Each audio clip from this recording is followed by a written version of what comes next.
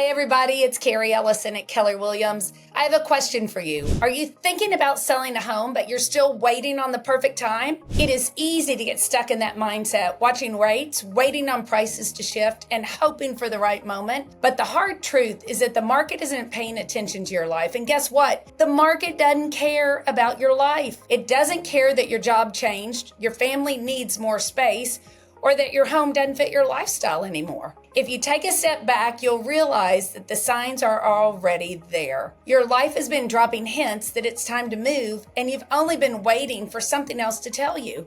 It's okay. You might have missed a few clues, so let me point out 5 signs that it could be time to move, even if the market isn't exactly perfect. Number 1, you've mentally moved on, and it shows in little ways, like you're scrolling through homes online late at night, or you're picturing your furniture in a new space. It's just not curiosity, it's your gut nudging you towards a change. When your mind starts living somewhere else, but your feet do, it's clear you're ready to move on. Number 2, the house no longer fits your lifestyle. Maybe your house used to be perfect, but now it just feels off. There's either too much space, not enough space. The stairs that once seemed nice now feel like a workout. The layout you love is starting to drive you crazy. Even the storage that wasn't a problem before now's an issue. When your home feels more like a hassle than a help, it might be time to make a change. Number 3, the maintenance is draining you. It feels like every month there's a new repair, a new project demanding your time and your money. Whether it's the roof, the furnace, the yard, the windows, it will wear you down. And instead of feeling like an investment, your home starts to feel like a heavy weight you're carrying around. When upkeep drains your energy and your wallet, it's worth considering if staying put's really worth it.